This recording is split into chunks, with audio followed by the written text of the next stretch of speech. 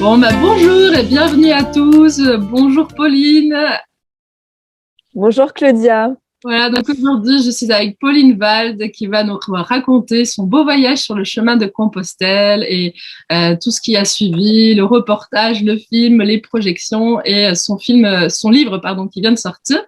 Et donc, je suis ravie en fait de t'avoir sur le festival, Pauline. Donc déjà, un grand merci d'avoir accepté. Ça me fait vraiment très plaisir.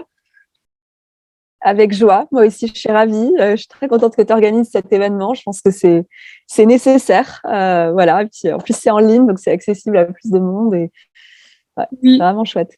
Et Pauline, est-ce que tu veux bien, pour démarrer, un peu te présenter ton parcours, comment le voyage il est un petit peu entré dans ta vie, et puis après, on parlera un peu plus précisément de ce beau voyage-là que tu as fait récemment sur le chemin de Compostelle. Mmh. Ok, avec plaisir. Donc, pour me présenter, voilà. Donc, moi, j'ai fait, en gros, j'ai toujours été un peu, dans la première partie de ma vie, bonne élève. J'ai un peu enchaîné ce qui était attendu. Donc, quand j'étais ado, je travaillais vraiment beaucoup au lycée pour être prise dans une bonne classe préparatoire aux grandes écoles. Ensuite, je travaillais en classe prépa pour avoir une bonne école de commerce. Ensuite, j'étais dans l'école de commerce et je travaillais pour avoir le meilleur job possible. Et ensuite, le but, c'était de gravir les échelons de la hiérarchie. Je pense qu'on est nombreuses à connaître un peu ça. Moi, j'ai été vraiment prise là-dedans très vite et en fait, j'ai signé mon CDI à Paris à 22, 23 ans, juste après mon école de commerce. Et à ce moment-là, en fait, j'ai commencé à voyager lors d'un échange universitaire aux États-Unis assez jeune, à l'âge de 21 ans. C'est la première fois que je quittais la France. Moi, j'étais quand même allée dans d'autres pays d'Europe proches de la France, mais voilà, c'est la première fois que je faisais un grand voyage. Et c'est comme ça que le voyage est entré dans ma vie, en fait. C'est avec cet échange universitaire aux États-Unis de 6 mois. Et là, en fait, j'ai compris, en fait, j'ai découvert à quel point le voyage me permettait de découvrir d'autres aspects de moi que j'expérimentais pas dans le quotidien. Et le fait de me retrouver là-bas et de devoir parler anglais et de devoir finalement recommencer à zéro, c'est-à-dire trouver un lieu, me faire des amis, m'intégrer à un nouveau pays que je connaissais pas, ça m'a permis en fait de découvrir des ressources en moi que je connaissais pas. Et moi, j'ai adoré cette sensation de tout est possible, quoi. Alors, il y a un peu ça aussi aux États-Unis, quoi, mais cet esprit-là, mais bon, je l'ai redécouvert après dans plein d'autres voyages.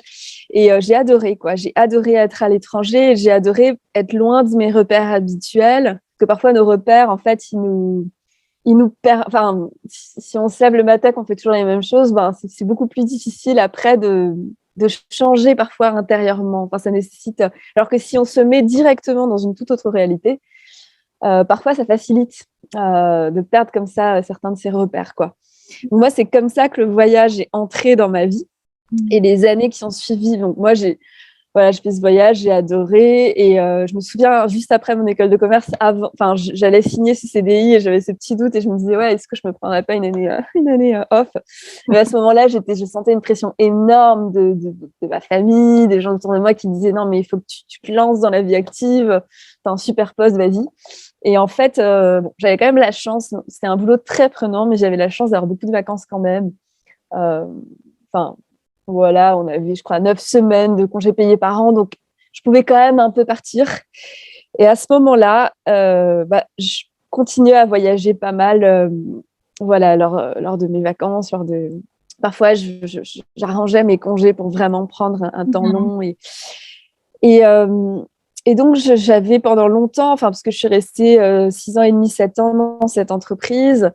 Pendant longtemps, j'avais un pied dans cette entreprise et puis un pied aussi dans le voyage. Et j'ai commencé à faire des interviews de personnes qui m'inspiraient quand je voyageais, où je leur demandais pourquoi ils marchaient, ce que ça leur apportait.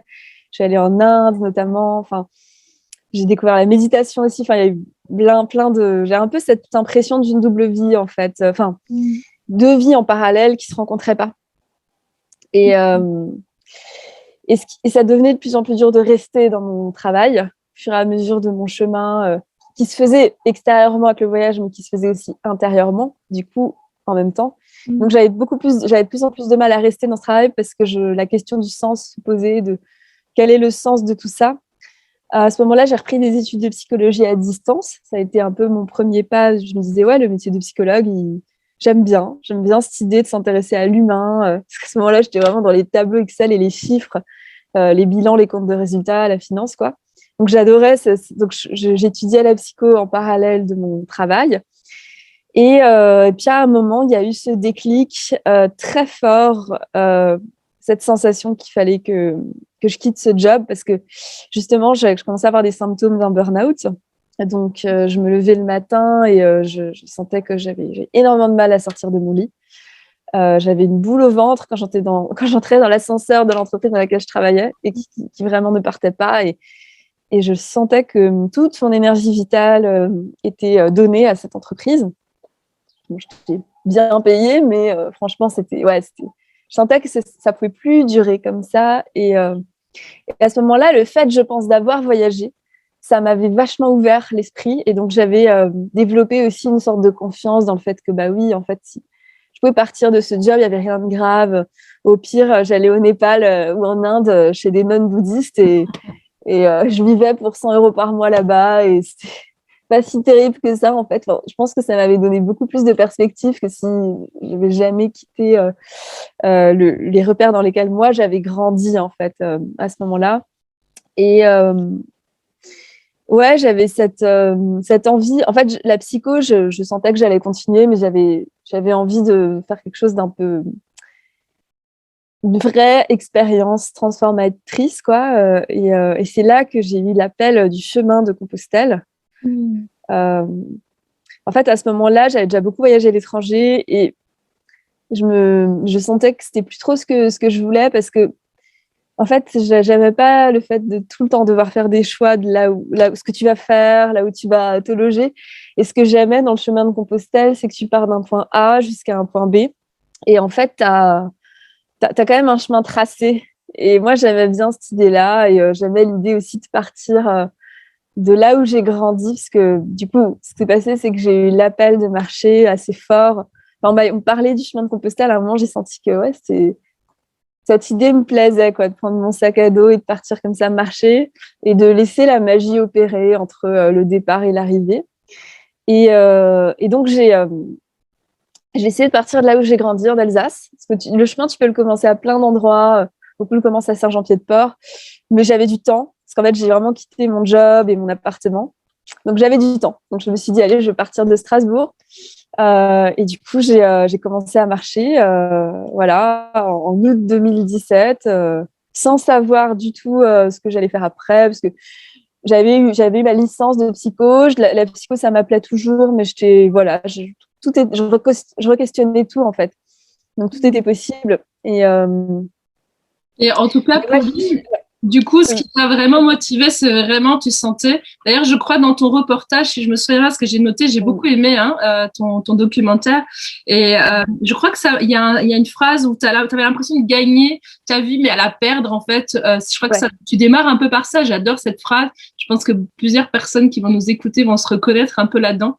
Des fois, tu as l'impression de t'épuiser. Ouais. Donc, c'est vraiment ça qui t'a motivé. Tu sentais que tu étais vraiment à bout, quoi. Qu'il n'y avait plus de sens dans ta vie, quoi. C'était ça. Ouais, exactement. Ouais. Exactement. En fait, c'est ça. C'est la phrase, c'était j'avais l'impression de perdre ma vie à la gagner. Parce que du coup, j'allais bosser toute la journée, le week-end parfois aussi. Et en fait, l'argent que je gagnais me permettait de payer l'appartement, les factures, tout ça. Et c'était un cercle sans fin, quoi. Du coup, ma vie, je la vivais pas vraiment. Enfin, et du coup, ouais, c'était vraiment cette sensation aussi du sens parce que je me retrouvais plus dans les valeurs, en fait, du secteur bancaire, en fait. Même si moi, j'ai rien contre le secteur bancaire, c'est juste que ce que je sentais que j'étais profondément et ce que j'avais à apporter ne pouvait pas s'exprimer dans ce travail. Même si j'ai essayé, je pense qu'on peut toujours mettre de soi dans son travail, j'en suis persuadée. Mais moi, en tout cas, je sentais qu'il y avait autre chose qui m'attendait. Et donc, ouais, cette question du sens était très forte et je me suis dit, je vais marcher parce que ça va me permettre aussi de trouver des réponses à mes questions et de trouver l'après, enfin, ce que j'ai vraiment envie de faire. Parce qu'à ce moment-là, tu avais marché, Pauline, avant? Tous tes voyages précédents, c'était beaucoup à pied ou non? C'était vraiment une première avec ce chemin de Compostelle? c'était une première de marcher au long cours comme ça. Oui. J'avais déjà fait des treks de parfois 3 jours, donc je savais ce que c'était que de marcher plusieurs jours, mais pas plus. Et seule, jamais, non. Enfin, j'avais fait des treks parfois avec d'autres personnes, mais non, de marcher seule en sac à dos, non, j'avais jamais marché avant. Oui. Et donc, du coup, ton parcours, raconte-nous. Alors, donc, la motivation, donc le chemin de Compostelle, t'en avais déjà parlé, tu sentais déjà que ça t'appelait, mais du coup, t'as pris vraiment ce choix de tout quitter. Et donc, raconte-nous un petit peu alors. Donc, c'est parce que tu as fait beaucoup de kilomètres, hein, partir de Strasbourg. C'est combien de kilomètres d'ailleurs? Alors, ça fait à peu près 2000, quoi. Waouh! Alors, moi, en fait, je suis partie marcher donc d'Alsace et si je dois raconter un peu, les débuts ont été très difficiles parce que j'étais seule. Je rencontrais aucun pèlerin parce qu'en fait, t'as quelques Allemands qui partent de chez eux, mais j'étais au plein mois d'août, il n'y avait pas grand monde. Et alors, ça a été dur, j'avoue, le début. J'ai eu des expériences. J'ai compris à quel point ça m'avait confrontée à la matérialité, parce qu'à ce moment-là, j'avais vraiment envie de me connaître. Mais bon, il m'est arrivé des aventures complètement dingues, du genre. Je dormais. À un moment, je me suis perdue dans une forêt la nuit. Je trouvais plus le gîte, j'avais plus de batterie, j'avais plus d'eau. Des histoires complètement folles. Je fais du stop au bord d'une nationale pour rejoindre la prochaine ville. Enfin, tout ça, j'en parle beaucoup dans mon livre, j'en parle pas beaucoup dans le film parce que le film donne la parole aux pèlerins et pèlerines que je rencontre, en fait. Donc, j'ai voulu beaucoup mettre en lumière aussi d'autres personnes, mais moi, mon chemin intérieur, j'en parle beaucoup plus dans mon livre, Marcher vers son essentiel. Et à propos des kilomètres, il faut quand même que je dise ça. Alors, oui, c'est beaucoup de 1000. Moi, c'était pas un challenge sportif. Et vraiment, je voulais me dire... En fait, je me disais, le chemin, c'est un terrain de jeu pour expérimenter d'autres choses. Pour expérimenter ce que j'ai expérimenté. Et c'est un très beau terrain de jeu parce que c'est génial de se dire que tu as un chemin tracé et tu as des auberges et tu peux rencontrer des gens. Tu en rencontres vachement plus quand tu es sur la voie du Puy-en-Velay, des voies beaucoup plus fréquentées. Moi, j'ai commencé, comme je le disais, en Alsace. Et ce dont je parle dans mon livre, et c'est quelque chose dont j'ai assez peu parlé lors de mes événements de projection, la réalité, c'est que en réalité, le chemin entier Strasbourg-Compostelle, c'est 2300 km. J'ai fait un tronçon, en fait, de 300 km en train. Maintenant, je le dis, je l'assume pleinement. C'était suite à un moment hyper dur où j'avais rencontré un pèlerin avec qui j'avais beaucoup de joie à marcher, d'ailleurs. Et j'ai... à ce moment-là, on marchait ensemble et en fait, lui m'avait proposé de marcher, se lancer un peu le défi de marcher sans argent. Donc, c'est une expérience vraiment intéressante. Après, moi, j'étais un peu mal à l'aise de me dire, j'ai de l'argent, donc voilà, c'est quelque chose qui me questionnait beaucoup, mais on l'a fait quelques jours, c'est pas très long. Et il y a eu un moment où, voilà, on s'est fait menacer par quelqu'un à qui on a demandé notre chemin un matin. Enfin, vraiment, et ce jour-là, je me suis posé la question et je me suis dit, qu'est-ce que je fais? Est-ce que j'en ai beaucoup parlé avec lui et il me disait, mais en fait, si tu prends un train pour le Puy, tu seras... Parce qu'à ce moment-là, j'étais à bout. C'était soit j'abandonnais complètement, soit je m'offrais cette possibilité d'un nouveau souffle. Et donc, j'ai fait un petit tronçon. En fait, j'ai traversé donc l'Alsace, la Franche-Comté et la région Rhône-Alpes. Je l'ai assez peu parcouru. Je suis arrivée au Puy. Après, j'ai fait tout le reste à pied. Et ça m'a donné un nouveau souffle, en fait. Voilà. Ça, je le précise. Mais après, voilà, c'est quand même 2000, en fait, si tu enlèves le tronçon, ce tronçon-là.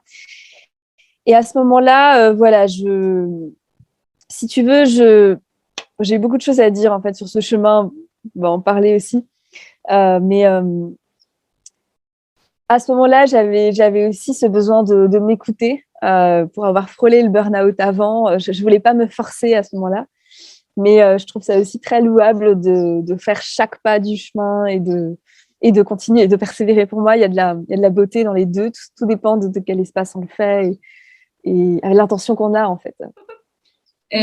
Pauline, est-ce que tu es partie avec l'idée de vraiment guérir du burn-out et de faire un documentaire ou ça t'est venu en chemin? Comment ça s'est passé? Alors, moi, en fait, je suis partie, j'avais plein d'intentions, j'avais noté plein d'intentions. C'était apprendre à me connaître, avoir des réponses à ce que j'ai envie de faire, rencontrer des belles personnes. Et à ce moment-là, j'avais j'avais aussi envie de me réparer vraiment et de gagner de l'énergie parce que j'étais vraiment, vraiment fatiguée par ces années en entreprise. Et en fait, le film, il n'était pas prévu au programme. J'avais pris avec moi un appareil photo compact et le but, c'était de faire des interviews quand j'en aurais l'occasion de pèlerins et de pèlerines pour les mettre sur ma chaîne YouTube, parce que j'ai une chaîne YouTube aussi. J'avais déjà une chaîne YouTube où, lors de mes voyages, je questionnais des personnes sur le bonheur et la spiritualité, tout ça. Donc, je me disais, voilà, je vais questionner des pèlerins et leur demander c'est quoi le bonheur pour eux, pourquoi ils marchent. Et en fait, au fur et à mesure de mes pas, surtout à partir du moment où j'étais sur cette voie plus fréquentée qui est la voie du Puy-en-Velay et puis l'Espagne, je rencontrais des pèlerins qui me parlaient de leur expérience, qui me disaient mais moi, j'en pouvais plus, j'ai fait un burn-out, j'étais en dépression, et j'ai cette idée du chemin et là, je suis en train de revivre. Et quand j'entendais tous ces témoignages, je me disais, là, il y a un truc à faire, en fait. Il faut leur donner la parole. En fait, je me suis dit, il y a tellement de personnes qui se questionnent, et même sur leur mode de vie, qui se rendent compte que le monde va beaucoup trop vite pour elles. Et je me suis dit, mais ça, c'est super important de le dire et d'en faire quelque chose. Je me suis dit, c'est vraiment un phénomène de société. Finalement, peu importe son âge, parce que c'est vrai qu'il y a beaucoup de gens qui sont assez jeunes sur le chemin, mais il y a aussi beaucoup de gens qui sont en début de retraite. Mais pour autant, voilà, même des personnes qui sont en début de retraite, j'en ai rencontré qui qui questionnaient tout, quoi, et qui se disaient, mais en fait, ouais, le chemin, c'est vraiment, il y a vraiment cette possibilité de se rencontrer, en fait, loin de tout ce qui est case sociale et des rôles qu'on peut jouer, en fait. Et c'est ça qui est magique. Et donc, je rencontrais toutes ces personnes. Je me suis dit, ouais, il y a un film à faire. À ce moment-là, j'avais aucune expérience dans l'audiovisuel, juste celle de pouvoir faire le montage d'un interview. Donc, je savais monter un interview, mettre une image par-dessus l'autre et couper. Mais j'avais, voilà, faire un film, c'est autre chose, c'est l'étape d'après. Et en fait, j'étais tellement dans ce chemin. À ce moment-là, parce qu'en fait, oui, le début a été très dur parce que j'ai fait face à énormément de pensées, de zones d'ombre, de choses difficiles, quoi, qui sont remontées à la surface quand je marchais. Mais au bout d'un moment, à force de marcher, ça devenait une expérience méditative et j'avais l'esprit beaucoup plus clair et j'étais moins dans le jugement aussi de moi et des autres. Et donc, quand l'idée m'est venue de faire ce film, j'ai adoré cette idée et je me suis dit, mais en fait, pourquoi pas, quoi. Enfin, tout est possible. Bien sûr que si on a envie, si vraiment c'est ça qui résonne, tu vas y arriver. Donc, j'étais connectée à cette énergie-là et ensuite, il y a eu toute une série d'aides, en fait, du chemin, justement. Parce que très peu de temps après avoir eu l'idée, je rencontre un pèlerin dans un gîte qui s'appelle Manolo. J'en parle un peu dans le film, qui lui me dit, mais attends, c'est génial ce projet de film. Vas-y, moi je vais te filmer, on marche ensemble et je te filme. Ça, c'est un cadeau immense parce que je trouve qu'il filmait super bien.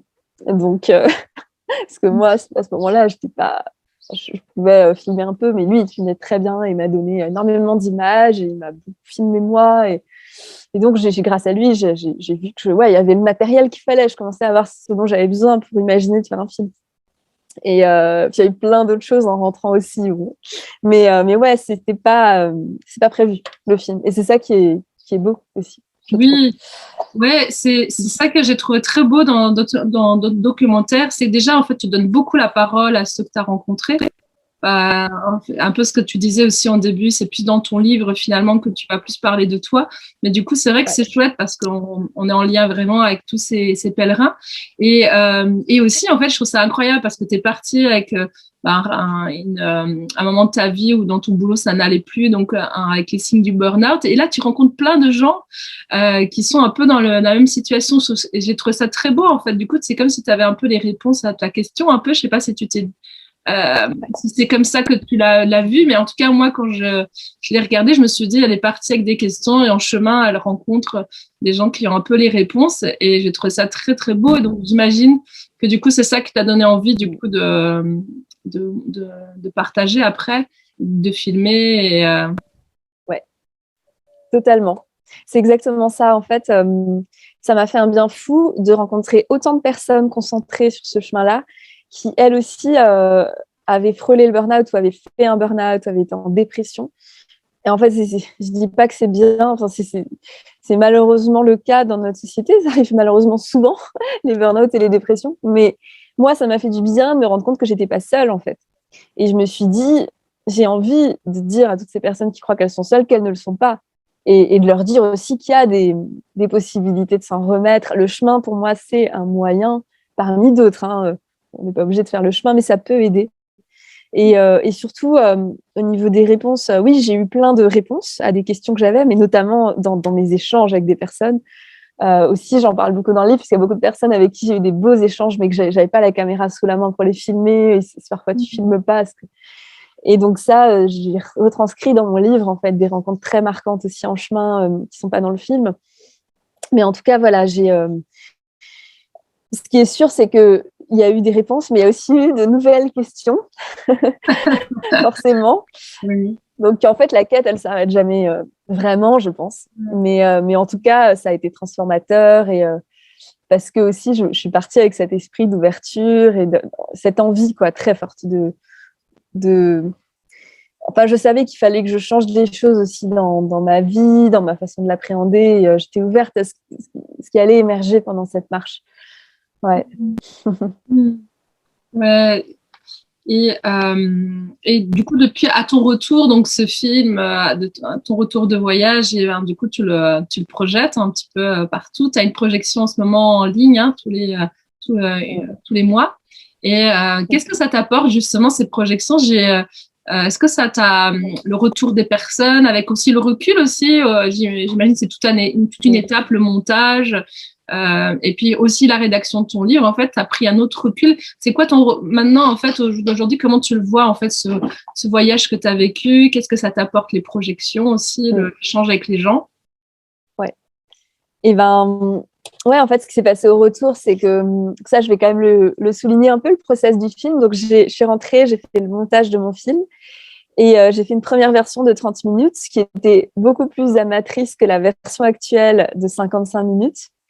En fait, la version de 55 minutes, je l'ai faite par la suite. Mais en fait, rien qu'avec cette version de 30 minutes, c'est assez étonnant ce qui s'est passé pour moi. C'est que j'ai commencé j'avais cette envie de le projeter, en fait. Et il y a eu des cadeaux de la vie, quoi. J'ai quelqu'un qui m'a proposé une super salle de 100 personnes dans Paris en me disant, bah, si tu fais du prix libre, tu me redonnes une partie de ce que tu as eu et c'est toi qui juges, je te fais confiance. Et il a adoré le film et il m'a vachement soutenue, par exemple. C'était incroyable, cette histoire. J'ai eu plein d'aides. Il y a eu beaucoup de festivals aussi qui l'ont projeté, alors qu'avec du recul, cette version-là, bon, j'avais été aidée un peu par certains amis dans l'audiovisuel. J'avais suivi des tutos pour faire des films et tout. Mais je la trouvais encore assez amatrice. Et en fait, il y a eu ce qu'on sait, mars 2020. Avec cette non-possibilité de tout ce qui est Covid, et que c'était plus possible de projeter. Et en fait, là aussi, c'est un super cadeau que j'ai eu de la vie, parce qu'il y a une association qui s'appelle On passe à l'acte qui m'a proposé de faire un DVD du film et qui m'a dit, bah, écoute, si tu veux faire une version plus longue, on peut t'aider, en tout cas au niveau du son et de l'image. Et à ce moment-là, je suis repartie sur le chemin en août 2020. Et je suis retournée un peu sur le chemin. Donc ça, j'en parle dans mon making-of du film, qui est d'ailleurs sur ma page YouTube. J'en parle pas trop dans le film.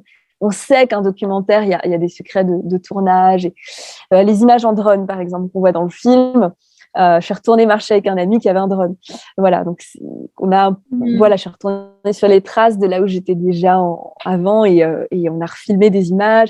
Je suis aussi retournée dans des gîtes où j'avais aimé les intervenants et pour les interviewer, ou des personnes que j'avais rencontrées. Enfin, voilà, donc il y a eu ça. Et là, on a fait cette version longue qui est sortie en décembre 2020. Et en fait, toute cette aventure en fait, du film, j'ai vraiment eu l'impression que c'est un nouveau chemin qui s'offrait à moi. Et que le chemin, et ça, c'est assez fou, quoi, que le chemin était toujours là. Et il y a eu vraiment... j'ai eu l'impression j'avais une intention très... vraiment de repartager cette magie que moi j'avais vécue et je l'ai vraiment fait avec le cœur et j'ai senti que ouais, j'ai été extrêmement aidée aussi, quoi, dans cette voie-là. Et en fait, toutes ces projections que j'ai faites et que je continue de faire, parce que là, oui, je fais à peu près une projection par mois. En tout cas, je continue à le faire tant qu'il y a des gens. A priori, c'est le cas. Il y a toujours des gens, donc je continue. Et je fais aussi des projections physiques voilà, qui vont avoir lieu là, normalement, en avril, fin mars, avril, mai. Voilà, des projections physiques quand c'est possible, quand ça s'y prête. Et en fait, ces événements, ils me permettent d'être toujours en chemin, mais en fait, c'est pas le même chemin. Pour moi, il y a un temps pour tout. Il y a un temps pour vivre une expérience et il y a un temps pour la digérer et l'intégrer à sa vie. Et ce travail autour du film et du livre aussi, ça aussi, je vais en parler un peu. C'est finalement un temps qui a été un temps d'intégration pour moi de ce que j'avais vécu et qui est un temps qui peut aider aussi des personnes qui, elles, ont cheminé. Il y en a beaucoup qui viennent à mes projections, qui sont en train de rentrer du chemin ou d'un grand voyage très fort, très transformateur. Et ces moments, c'est aussi l'occasion de se retrouver entre personnes qui ont vécu ça et d'en parler et d'intégrer ce qui a été vécu. Parce que finalement, alors moi, j'aime beaucoup marcher, je continue à faire des treks de temps en temps, mais à part en août 2020, je suis pas beaucoup. Enfin, si, je suis allée 4 fois en tout sur le chemin. Je suis allée sur le chemin du Nord en 2019. D'ailleurs, j'en avais fait un vlog. Mais je marche pas. Je marche peut-être une fois par an, moyenne, des grandes marches, mais pas forcément plus que ça. En tout cas, enfin, des grandes marches, c'est-à-dire une semaine, par exemple. Mais en tout cas, voilà, je sens que ça me permet. Et puis, pour moi, c'est un cadeau aussi, le chemin, parce que en fait, ça m'a permis de me reconnecter à ma propre créativité, finalement. Parce qu'en fait, pendant que je marchais, j'ai eu des idées, comme cette idée de faire ce film et ces interviews. J'ai aussi beaucoup écrit. Moi, j'écrivais quand j'étais ado dans des journaux intimes. Et quand j'ai marché, c'était très fort, cette envie d'écrire. Et donc, j'écrivais pour moi, hein, ce que je vivais.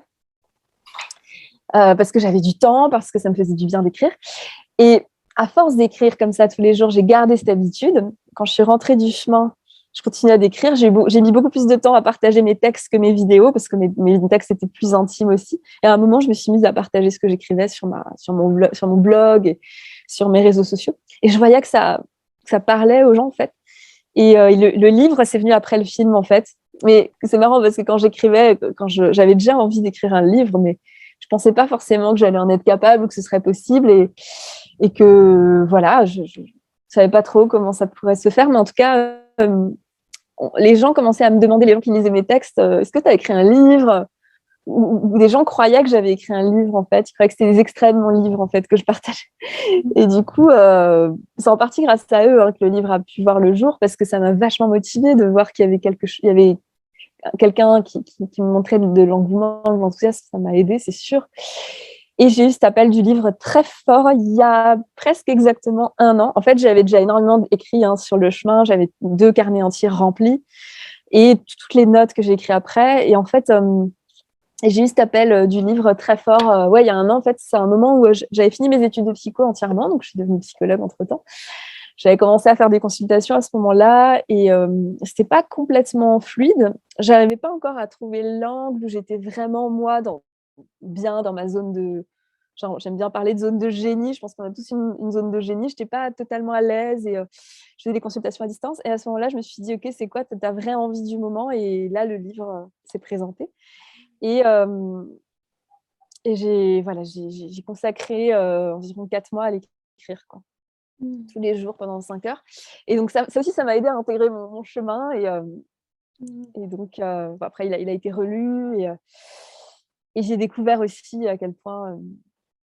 En fait, pour parler de la petite parenthèse sur la psycho, en fait, il y a des liens énormes entre le chemin de Compostelle, le film, le livre et la psycho, parce qu'en fait, j'ai compris, tu vois, j'ai presque envie de pleurer en le disant, franchement, c'est... tu vois, je suis émue en le disant, c'est vraiment fou. Bah, après, c'est aussi le fait que tu sois là et que tu me poses ces questions, ça amplifie.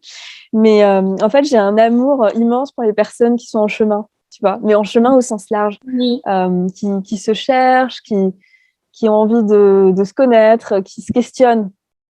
Parce que moi, j'ai beaucoup souffert du fait d'avoir l'impression d'être dans un monde où personne ne se posait de questions, où tout était pris pour acquis. Et où on te disait, bah voilà, tu dois faire ça, tu bosses bien à l'école, voilà, après tu prends ta retraite et après c'est fini. Et ça m'a vachement, quand j'étais enfant, je comprenais pas en fait que les gens se posaient pas trop de questions, en tout cas de ce que moi je vivais dans ma réalité autour de moi. Et le voyage, ça a été une porte d'entrée pour aller questionner les gens, pour leur poser les questions que je me posais. Ouais. Et pour revenir à la psycho, et le film aussi, finalement, tout ça c'est très lié. Et la psycho, aujourd'hui, j'ai compris que moi je voulais accompagner les personnes qui sont en chemin. et qui se questionnent justement. Alors, j'aime beaucoup accompagner des personnes aussi qui ont des projets aussi, mais qui impliquent toujours cette notion de on a envie de se connaître et on a l'impression d'être voilà, qui sont en quête, quoi. Et puis j'aime bien aussi quand quelqu'un a un projet de livre ou qui a un projet de partir marcher, qui n'arrive pas forcément à passer à l'action. Ça, j'aime bien aussi, parce que c'est des étapes par lesquelles je suis passée. Donc, voilà. Ouais. En tout cas, on le sent hein, vraiment, Pauline, dans ton reportage, beaucoup d'amour en fait. Hein. Il est très touchant la manière dont tu poses les questions aux personnes. Où vraiment, on sent qu'ils sont au cœur et on sent tout cet amour que tu as pour les pèlerins. Et du coup, en fait, peut-être en fait ce que j'ai trouvé très intéressant aussi, c'est que donc tu as rencontré plein de gens qui se posaient des questions ou qui sont un peu en quête de sens dans leur vie, et toi c'était aussi ton cas. Et en fait, en quoi le chemin de Compostelle, mais peut-être aussi dans l'idée de marcher de manière générale, en fait peut permettre d'avancer, d'avoir trouvé des réponses et comme tu disais, se transformer quoi. Ouais, c'est une bonne question. Un peu plus là-dessus. Oui, en fait, le chemin, en quoi il permet ça? En fait, il permet d'avoir un temps pour soi, enfin un temps en fait hors de ses repères habituels. Pour moi, la marche, déjà l'activité physique, le mouvement physique, je crois que ça permet vraiment un mouvement dans son esprit. Je crois vraiment à ça. D'ailleurs, moi, je continue de marcher 1 heure par jour minimum, quoi, dans mon quotidien, quoi. J'essaye d'inclure vraiment la marche comme une habitude. Je ne me pose même pas la question de quotidien. Il y a des gens, c'est le sport. Enfin, des gens, ça va être plus le cardio. La marche, moi, c'est un mouvement que j'aime parce que c'est assez lent, c'est assez doux. Donc, je crois au mouvement physique déjà. Ça, on sait que ça a plein de vertus, même pour lutter contre l'anxiété, la dépression, hein, la marche quotidienne. Tout ça, ça a été prouvé. Et donc, le chemin, ça te pousse à marcher tous les jours. Donc, déjà, rien que ça, c'est énorme. Après, tu marches et tu fais des rencontres de gens qui souvent... Parfois, c'est un challenge sportif et c'est OK, mais souvent, il y a autre chose. Enfin, souvent, les gens sont plus ouverts, en fait, sur le chemin. Et donc, il y a une bienveillance immense, quoi, sur le chemin, une générosité. Il y a En fait, je trouve que les gens te regardent... Enfin, ils voient la plus belle version de toi. Enfin, il y a un peu cette notion-là, moi, que j'ai retrouvée sur le chemin. Il y a une telle bienveillance et qui, moi, m'a beaucoup touchée et qui aide aussi, en fait, à ouvrir des portes en soi. Parce que ce qui fait qu'on ne va pas forcément vouloir se poser des questions, je pense que c'est la peur, en fait, de voir ce qui se cache derrière tout ça. Et c'est pas facile, en fait, de se mettre vraiment en chemin. Et c'est plus facile peut-être de rester dans ses certitudes et se mettre des œillères. Et moi-même, j'ai beaucoup fait ça. Et j'ai toujours cette tendance aussi parfois à me dire, ouais, bon là, voilà, tu te poses pas de questions et tu vis ce que tu fais ton truc, tu réfléchis pas.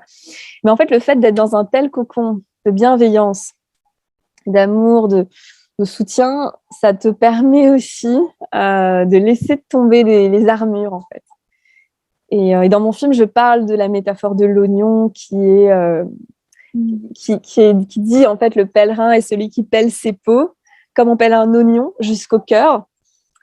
Et donc on voit cette notion d'oignon où en fait t'enlèves des couches jusqu'au centre, jusqu'à l'essence, quoi.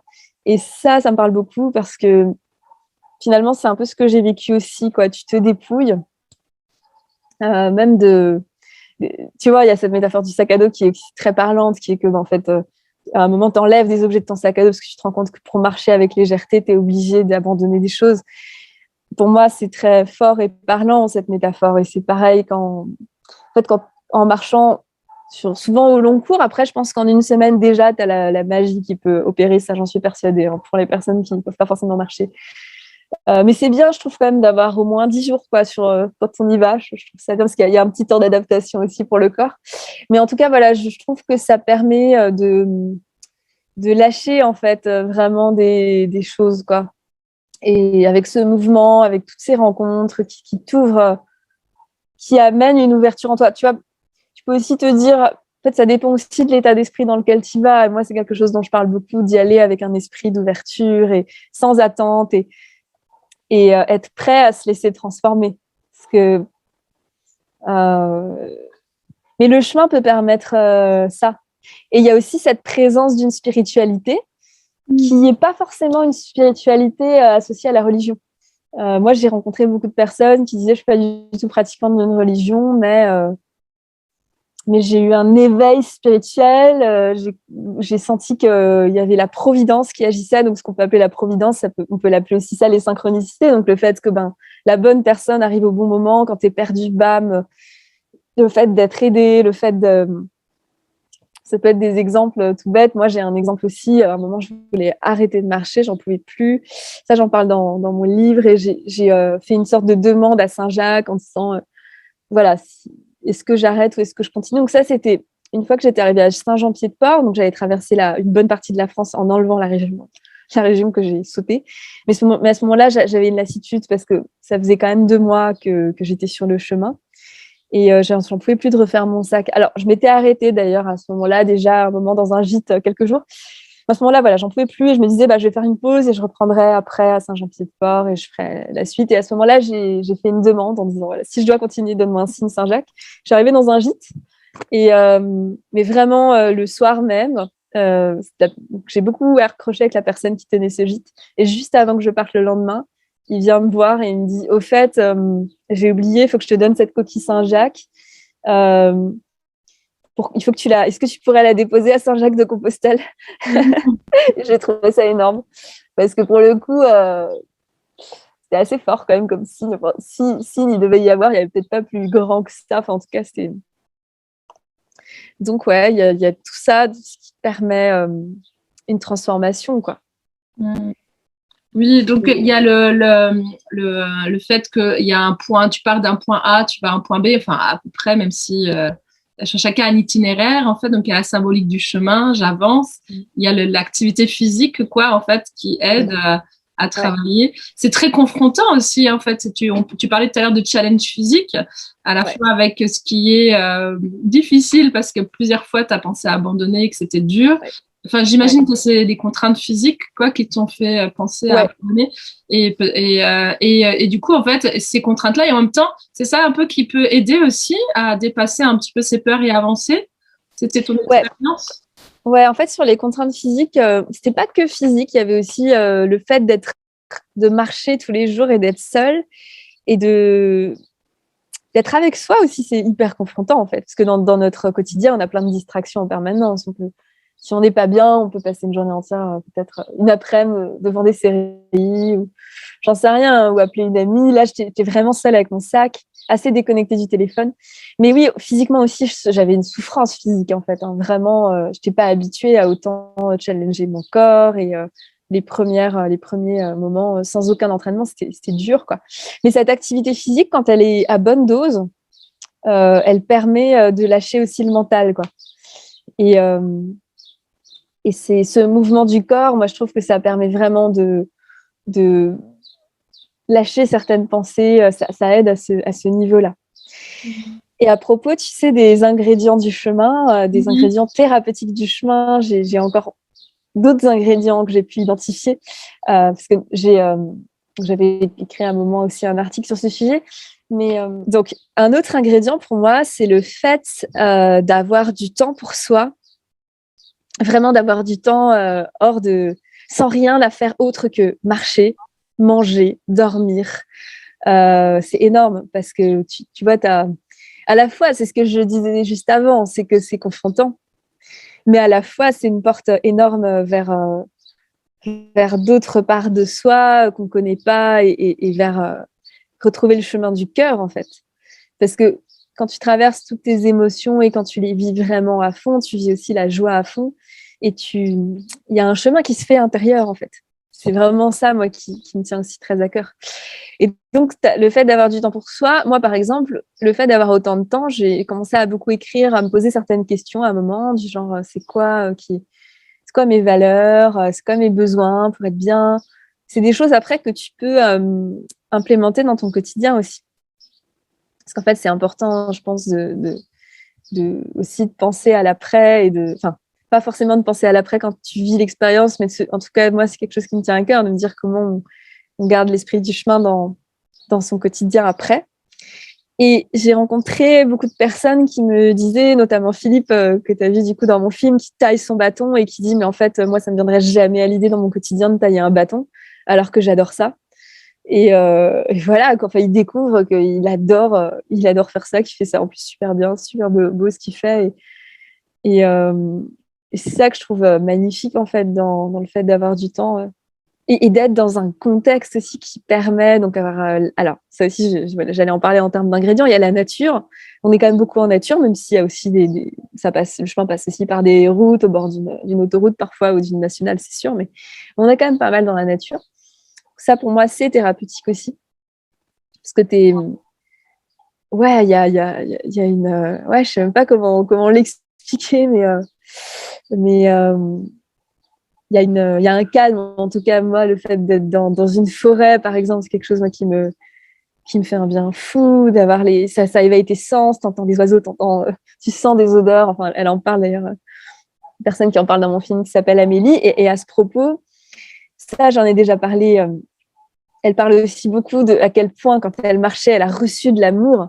Amélie, c'est quelqu'un qui a fait une dépression et qui a fait une psychothérapie. Et en fait, quand elle marchait, elle s'est rendue compte que le chemin, ça lui permettait d'incarner ce qu'elle avait vécu en thérapie, mais vraiment dans son corps, quoi. C'était plus que mental, quoi. Et en autre ingrédient, il y a la simplicité. J'ai vraiment envie de le dire parce que moi, c'est hyper important. Tu as cette simplicité qui te libère. Le fait d'avoir que à marcher et à trouver quelque chose à manger et à dormir, et ben, ça va un petit peu avec le temps pour soi, mais ça te libère l'esprit et tu vois, dans notre société, je trouve qu'on a tout le temps des choix à faire. D'ailleurs, il y a un psychologue qui s'appelle Barry Schwartz qui en parle. Il a écrit un livre qui s'appelle Le paradoxe du choix, dans lequel il dit qu'en fait, le fait d'avoir trop de choix ne rend pas forcément plus heureux, en fait.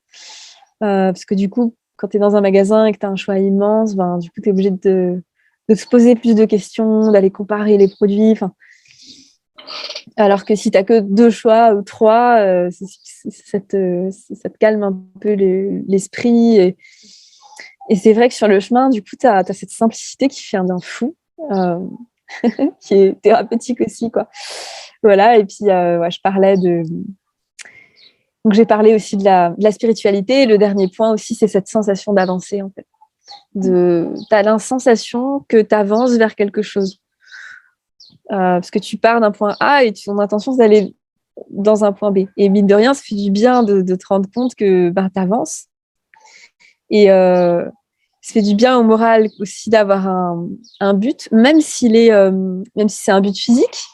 Mais c'est quand même une belle sensation aussi. Ouais. Oui, en tout cas, il y a.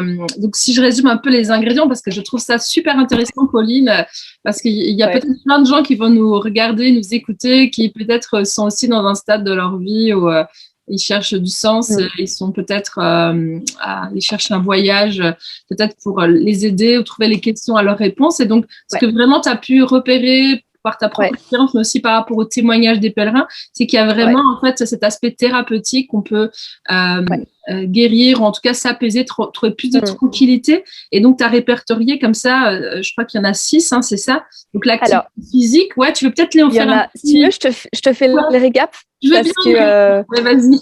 Voilà, je les ai sous les yeux. Donc, je vais te faire un récap des 7 ingrédients que j'ai répertoriés. Donc, le premier, j'ai mis l'activité physique quotidienne. Donc, le fait de bouger son corps tous les jours. Alors que ça, on sait que l'OMS montre que ça aide à lutter contre l'anxiété et la dépression. Ça a été prouvé. Ensuite, deuxième, avoir du temps pour être avec soi. Donc, du temps pour se connaître. Voilà, donc se poser certaines questions. Le troisième, c'est le contact avec la nature, le soleil, le contact vraiment avec la nature, qui pour moi te reconnecte à ta nature, quoi. Le quatrième, c'est la simplicité qui vraiment te libère, quoi. C'est ce que je disais, voilà, tu te réveilles, tu manges, tu marches, tu trouves une auberge où dormir. Donc, ça te permet de concentrer sur ce qui est essentiel. Le cinquième, c'est les liens aux autres, cette bienveillance, ces liens bienveillants aux autres, avec tout cet amour, les gens qui tiennent les auberges, des pèlerins que tu croises, enfin voilà.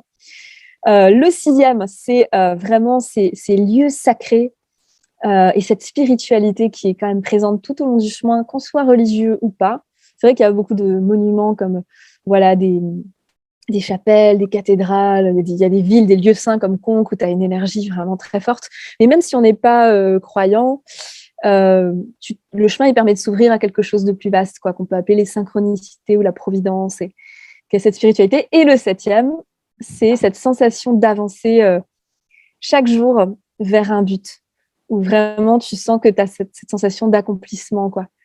Voilà, qui fait que tu es content de toi. Et voilà, les 7 ingrédients. Ouais, je trouve ça, j'adore vraiment, je trouve ça vraiment super parce que je pense que c'est très parlant et effectivement, en fait, la marche. Alors, est-ce que justement, d'ailleurs, c'est une question, est-ce que marcher ailleurs que sur le chemin de Compostelle, est-ce qu'à ton avis, toi qui as randonné un petit peu dans d'autres pays, est-ce que ça apporte les mêmes bénéfices ou c'est moins fort parce qu'il y a toute une histoire autour du chemin de Compostelle.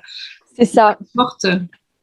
C'est ça, en fait, le chemin de Compostelle a été parcouru au Moyen-Âge, parce qu'il y avait ces pèlerinages vers la sépulture de Saint-Jacques, mais même avant le Moyen-Âge, au temps des Celtiques, moi, c'est ce que j'ai lu, c'est qu'en fait, les personnes marchaient vers l'ouest pour aller à la fin du monde, à la fin de la Terre, parce qu'ils se disaient que ils voyaient le soleil tomber dans l'océan, ils se disaient, c'est là où la Terre s'arrête. Ils allaient au point le plus à l'ouest, qui s'appelle le Cap Finistère en Espagne, de l'Europe. Après, il y a des gens qui disent que le point le plus à l'ouest, il est ailleurs, mais c'est tout un débat. Mais en tout cas, il y a une énergie. En fait, le chemin a été tellement emprunté avec des personnes qui ont cette intention, et il y a tellement de symboles tout au long du chemin. Et puis, il y a contrairement à un GR classique, tu as des personnes qui vont donner de leur temps bénévolement pour garder des auberges, parfois pendant 2 ou 3 semaines, parfois pendant des mois, pour être ce qu'on appelle hospitalier dans des auberges. Enfin, ça, c'est un truc que tu trouves pas forcément dans des chemins de randonnée classiques. Et pour moi, tout ça, ça fait du chemin quand même. Pour moi, il y a et puis, je pense que sur le chemin, tu as plus de personnes qui marchent en dehors du challenge uniquement sportif ou uniquement je veux... En fait, souvent, tu as des personnes qui sont en transition de vie, qui ont vécu des moments difficiles. Donc, moi, je trouve qu'il y a une magie sur ce chemin pour toutes ces raisons. Après, je sais aussi, je suis très consciente que oui, tu peux partir marcher de chez toi avec une intention et le cœur ouvert, et il peut se passer des choses incroyables. Tout dépend de l'état dans lequel tu es. Et pareil, moi, j'ai fait des treks qui m'ont énormément apporté aussi en dehors du chemin. Mais il y a une énergie quand même particulière sur ce chemin-là. Surtout, j'ai beaucoup senti à l'approche de Santiago. Je l'ai beaucoup senti en Espagne. C'est aussi le cas en France. Mais je l'ai beaucoup senti sur le Camino Frances en Espagne, qui est la voie la plus empruntée en Espagne. Parce qu'il y a plusieurs voies pour rejoindre Santiago, Saint-Jacques-de-Compostelle. Donc, voilà. Il y a quelqu'un qui dit dans mon film, Jean Gaëtan, il s'appelle, c'est quelqu'un qui tient un gîte. Il dit... tu as des gens qui randonnent sur le GR65 et tu as des gens qui font le chemin.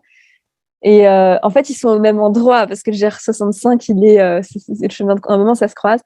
Mais ils ne vivent pas la même chose parce qu'ils ont une intention différente. Après, il y a des personnes qui font... Voilà, je nuance mes propos. Il y a des personnes qui font le GR avec une intention aussi très forte et tout. Mais voilà, il y a quand même cette énergie-là. Ouais, il y a une énergie vraiment particulière et effectivement, quand je t'entends, je me dis oui, ça doit être super de rencontrer ces gens qui sont bénévoles et qui depuis des années voient des pèlerins avec à la fois une spiritualité ou une quête, comme tu dis, avec. En tout cas, ils ont mis tous une intention, enfin, en tout cas pour la plupart. Ouais.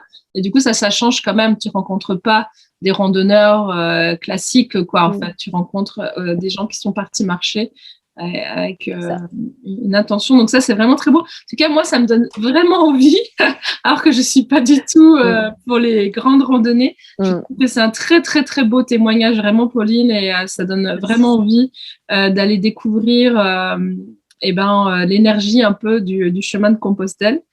Et ce que j'aime bien aussi dans ce que tu as partagé, Pauline, et je pense que beaucoup de voyageurs vont se reconnaître dans l'idée de simplicité aussi, tu sais, de s'alléger. On va se concentrer que sur nos besoins primaires, tu vois, au dormir, manger, etc. Et je pense qu'il y a beaucoup de voyageurs qui vont se reconnaître là-dedans, cette sensation de liberté et de paix, parce que tu as moins de charges. Moi, j'appelle ça aussi la charge mentale et du coup, penses à moins de choses et du coup, une légèreté, une tranquillité qui apparaît. Et certainement, tu as dû faire le lien avec ta vie d'avant très métro dodo, boulot et du coup très chargé avec beaucoup de choses à penser, etc. et à réfléchir et du coup justement le retour. Alors Pauline, comment tu as vécu le retour après avoir vécu tout ça? Est-ce que c'était difficile? Ouais, c'est une vraie question, le retour. Je vais pas cacher que ça a été difficile. En tout cas, mais bon, moi, j'avais un avantage quand même, un peu. Contrairement aux autres voyages que j'ai pu faire quand je travaillais dans le secteur bancaire, à ce moment-là, je retournais dans mon travail, je retournais dans mon appart, Là, quand je suis rentrée du chemin, j'avais plus d'appart, j'avais plus de travail. Donc, à la fois, ça a été extrêmement angoissant. D'ailleurs, j'ai eu des moments d'angoisse quand je marchais où je me disais, mais qu'est-ce que tu vas faire? J'étais stressée énormément. C'était vraiment dur aussi d'avoir tout quitté. Hein. Donc, je ne conseille pas forcément aux gens d'ailleurs de tout quitter. Mais en tout cas, pour ma part, comme j'avais rien en fait qui m'attendait vraiment, j'ai dû tout reconstruire un peu sur une page blanche. Enfin, j'ai dû reconstruire beaucoup de choses. Et du coup, quand je suis rentrée, voilà, j'ai eu la chance. Ma sœur m'a prêté un peu son appart à Paris. À ce moment-là, en fait, je me suis lancée à fond dans mon film, quoi. C'est vraiment ce qui m'a aidée, quoi. J'ai vraiment, il a fallu que je donne toute mon énergie à un projet. Et j'ai eu des moments très durs, hein, vraiment de mélancolie. Et même physiquement, j'avais ce manque de la marche, ce manque énorme de la marche, quoi. J'avais envie de marcher, donc je marchais beaucoup dans Paris à ce moment-là, même si c'était pas les mêmes paysages. Et donc, ouais, ça a été. Il y a un moment, en fait, je me sentais un peu perdue aussi, un peu en me disant, mais en fait, t'as adoré marcher. Mais en même temps, tu peux pas passer ta vie sur le chemin. D'ailleurs, il y a des gens qui passent des mois voire des années hein, sur le chemin. Enfin, tu peux. Hein, d'ailleurs, il y a des gens qui voyagent aussi pendant des années et je trouve ça génial. Hein. Franchement, en fait, si tu peux, voilà, faut voir pour chacun si c'est juste, si c'est possible. En tout cas, pour ma part, j'avais quand même envie je me voyais pas retourner marcher. Et à ce moment-là, mais je savais pas vraiment quoi faire et où être et où habiter. Donc, j'ai tout un moment où je me sentais un peu perdue. Mais ce qui m'a aidée, ça a été vraiment de cette aventure du film. Finalement, ça m'a énormément aidée parce que j'avais ce but, cette nouvelle intention très forte qui me tenait. Et j'écrivais donc des textes. En fait, tout ce que j'avais vécu, j'ai beaucoup écrit à ce moment-là en rentrant. Ça m'a aussi beaucoup aidé à intégrer l'expérience. Et puis à en parler à des gens qui avaient vécu des voyages au long cours. Parce qu'en fait, il y a des personnes à qui t'en parles parfois quand tu rentres et ils comprennent pas trop ce que tu as vécu. Ils se disent, ouais, c'est bon, c'est le chemin. Oui, c'est cool, t'as marché, mais c'est une parenthèse de ta vie, c'était tes vacances. Mais en gros, voilà, en gros, ils sont. Et je les comprends parce qu'ils l'ont pas vécu. Mais ça aussi, ça peut être difficile parce que tu te sens pas forcément compris. Et même des gens qui rentrent de tour du monde en témoignent, en fait. En fait, toi, tu as changé, mais l'environnement extérieur n'a pas forcément changé. Du coup, tu te sens pas compris par tes proches. Donc, ouais, moi, j'ai beaucoup été dans la communauté du voyage à ce moment-là. Justement, j'allais à beaucoup de festivals de voyage aussi. Et ça m'a aidée. Et je pense qu'on a besoin souvent dans nos quotidiens, enfin, pour d'avoir une sorte de quelque chose, une sorte j'ai envie de dire, un mécanisme qui nous permet de mieux gérer notre quotidien. Je sais qu'il y a beaucoup de gens qui repartent régulièrement marcher et c'est très bien parce que ça offre cette bulle. Et moi, à ce moment-là, voilà, je suis mise à fond dans mon film. J'ai continué quand même mes études de psycho parce que je sentais qu'il y avait quelque chose avec la psycho que j'allais faire. Mais c'est pas facile, ouais. Et comment garder l'esprit du chemin dans le quotidien? Tu vois, tous les ingrédients dont j'ai parlé, finalement. Et tous ces 7 ingrédients, ils sont transposables dans son quotidien. Même si c'est pas forcément facile, mais c'est possible de les transposer. L'activité physique, tu peux essayer d'en mettre dans le quotidien. Le contact à la nature, je pense aussi. La bienveillance, c'est hyper important. Enfin, tout ça, c'est des choses que tu peux essayer de mettre en place. Moi, c'est ce que j'ai essayé de faire. Et ce que j'ai compris aussi à ce moment-là, c'est que j'avais un énorme besoin j'ai une valeur liberté qui est très importante. Et je suis pas retournée bosser après, on va dire, dans le secteur bancaire. Ça m'a aussi donné l'énergie de créer ma vie et de recréer une activité. Voilà. Après, il y a des phases de vie. En tout cas, c'est la phase dans laquelle je suis depuis. Et de me dire, OK, j'ai besoin de tous ces ingrédients-là. Moi, j'aime bien aussi pouvoir avoir cette liberté-là. Je m'en suis beaucoup rendu compte en marchant que c'était important. Mais chacun est différent. Donc, vraiment, l'idée, c'est de lister un peu les ingrédients qui nous font du bien et d'essayer de les implémenter dans son quotidien. Et la spiritualité aussi, ça, je dois en parler aussi, parce que moi, je me sens pas pratiquante d'une religion, mais le concept des synchronicités, le fait de vraiment voir que tu as envie de quelque chose et tu le demandes et tu le ressens et que ça apparaît, tu vois, tous ces liens entre l'intérieur et l'extérieur, j'ai essayé de me dire, il y a eu tellement de magie sur ce chemin, mais en fait, la vie, ça peut être un chemin. Donc, je vais chaque jour, en fait, vraiment me poser certaines questions. Qu'est-ce que tu as envie de vivre? Qu'est-ce qui te met en joie? Et ça tu peux créer ta vie aussi sur mesure. Moi, ça a été aussi quelque chose depuis, parce que ça a été un moment fort quand je suis partie marcher, parce que j'ai quitté mon job. Donc, il y a eu vraiment les deux en même temps aussi. Et j'ai essayé de continuer à surfer sur cette énergie-là après. C'est ce que j'ai essayé de faire depuis. Oui, en tout cas, je trouve que c'est super intéressant, Pauline, parce que les conseils là que tu donnes, là, en fait, de saisir, en fait, peut-être en voyage, les ingrédients qui te font du bien et d'essayer de les transposer au quotidien.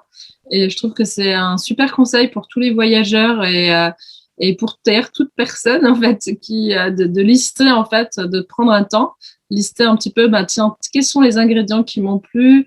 Toi, tu as parlé de liberté, de contact avec la nature, etc., mais de voir vraiment pour chacun, puis d'essayer de transposer au quotidien, parce que c'est vrai que beaucoup de personnes se sentent en paix, heureuses, épanouies en voyage, ou peu importe d'ailleurs le type de projet de voyage, et au retour c'est difficile, il y a comme quelque chose, on ne se sent plus à notre place. Donc ça peut être vraiment une super proposition là que tu fais là en fait aux personnes peut-être de faire ce petit travail là. Et donc toi c'est ton expérience aussi, c'est que toi tu y arrives quoi en fait. T'arrives à transposer. Alors dis-nous, parce que est-ce qu'il y a des choses qui sont difficiles quand même? Oui, mais totalement, mais c'est ce que j'allais dire. En fait, moi j'aime bien dire que je suis toujours en chemin, au sens large, et que finalement je le serai peut-être toujours. Parce qu'en fait, tout ce dont je parlais, donc ces questions de se dire de quoi j'ai besoin pour être bien, qu'est-ce qui me met en joie. C'est des questions que je me suis posées quand je marchais. D'ailleurs, j'invite vraiment les personnes qui écoutent cette vidéo à se les poser, à appuyer sur pause et à les écrire sur un papier, tu vois. Oui, une très bonne idée. Mettez pause et allez-y. Ouais. En tout cas, voilà, moi, ces questions, je me les suis beaucoup posées quand je marchais et en fait, j'ai continué à me les poser après. Mais ce que j'ai compris aussi, c'est que moi, je suis en mouvement aussi, donc ça change. Et puis parfois, tu crois que tu as besoin de quelque chose et tu le fais et tu te rends compte qu'en fait, c'est pas exactement ça. Tu vois, par exemple, la nature, c'est un très bon exemple. Là, aujourd'hui, donc, en fait, je cherche à quitter Paris depuis pas mal de temps, à quitter définitivement Paris. Alors, parce qu'en fait, j'ai toujours j'ai pas mal d'attaches d'amis à Paris, donc j'y reviens régulièrement, mais je suis pas mal en mouvement, en fait. Et je cherche, en fait, un lieu où me poser vraiment, plus, enfin, vraiment être fixe. Et j'arrive pas à le trouver. Et j'ai fait plein d'expériences. J'ai habité dans une maison en pleine nature, par exemple, parce que sur le chemin, je me suis dit, mais en fait, la nature, elle me fait tellement de bien. Parce que je me suis retrouvée 3 semaines dans une maison en pleine nature où fallait marcher 1 heure et demie pour faire ses courses. Et en fait, j'ai compris que juste la nature, ça suffisait pas. Enfin, en tout cas pour moi. Je me sentais pas assez stimulée, je me sentais assez seule. Donc en fait, pour moi, c'est un cocktail. En fait, tous ces ingrédients, c'est comme une recette, en fait. C'est de créer son propre cocktail qui est vraiment juste et équilibré. Donc moi, je sais que j'ai besoin d'une dose de nature, mais j'ai aussi besoin de liens, j'ai besoin de tout ça, en fait. Voilà. Donc moi, est-ce que je réussis à le faire? J'essaye, si tu veux, de me reposer ces questions régulièrement. Je pense, voilà, très régulièrement, je me repose ces questions et j'ajuste ma vie en conséquence. Et j'ai conscience que, en fait, je me vois toujours marcher sur un chemin avec parce que pour moi, les challenges continuent de se présenter, même ils sont aussi présents sur le chemin de Compostelle, évidemment. Mais c'est vraiment un pacte avec moi-même d'être consciente, en fait, d'être en contact avec moi, en fait. C'est ça, moi, finalement, la grande leçon.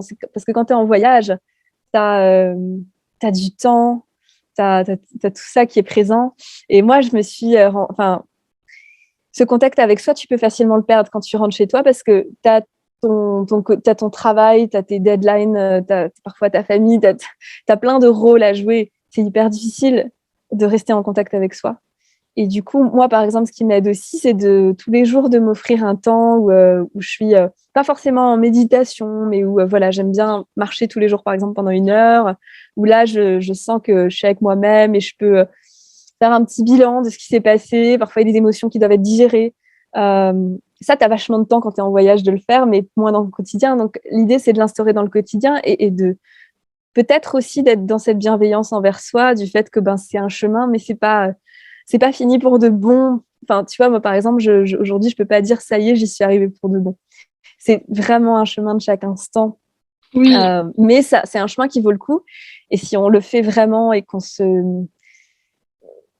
laisse transformer par la vie, tu vois, quand je disais se faire transformer par le chemin et qu'on est, même s'il y a des choses difficiles, si on se prend la main et qu'on est avec soi et qu'on va dans son émotion et qu'on prend peut-être certaines décisions, c'est un très beau chemin et après à un moment on fait même plus de différence entre le voyage et le quotidien, peut-être qu'importe son activité, parce je pense qu'on a la possibilité d'amener tous ces ingrédients dans son quotidien et de la magie, peu importe notre rôle en fait qui nous est assigné, qu'on a choisi.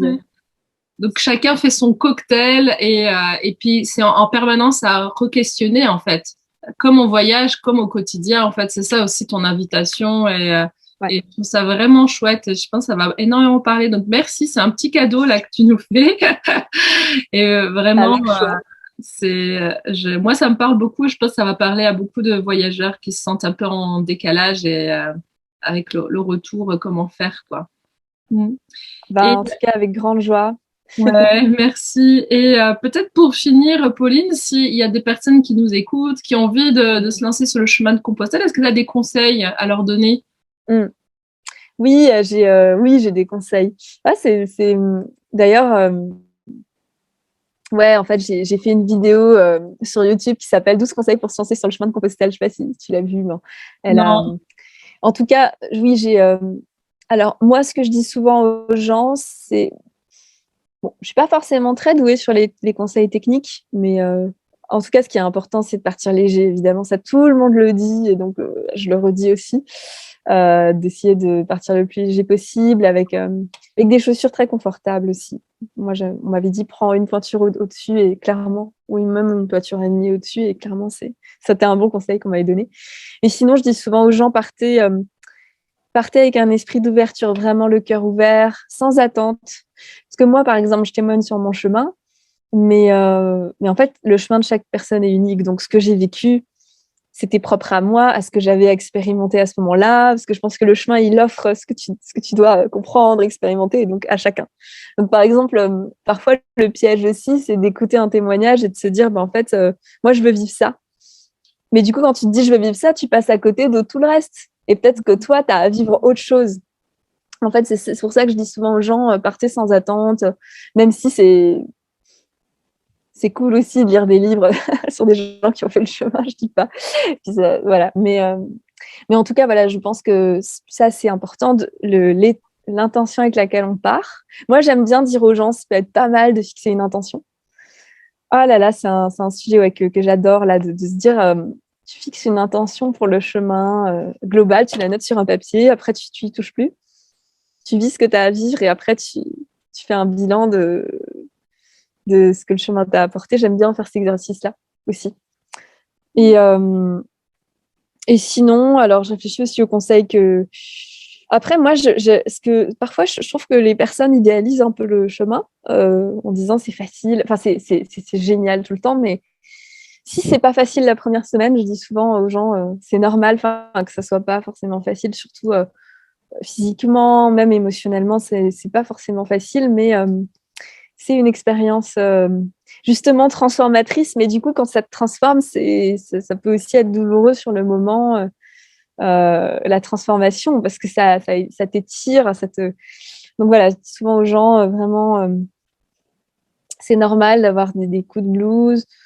Et quoi d'autre?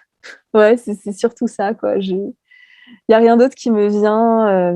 Oui. Et puis fixez-vous des... Oui, Dernière chose, c'est fixez-vous des... Si vous pouvez, ne vous fixez pas un planning prédéfini avec exactement tout ce que vous allez faire, en fait. Enfin, il y a des gens qui se disent, ben, je vais absolument arriver à tel endroit. En fait, moi, je dis aux gens, au lieu de vous dire, je vais marcher jusqu'à telle ville, dis-toi, je vais marcher pendant 10 jours. Peu importe où j'arrive. Parce que si ça se trouve, tu vas rencontrer une personne, tu vas avoir envie de marcher avec elle, elle marchera plus lentement, donc tu vas t'arrêter à un autre gîte, ça va te décaler. Et si tu veux vraiment arriver là-bas, ben en fait, ça t'empêche, ça te coupe d'une spontanéité.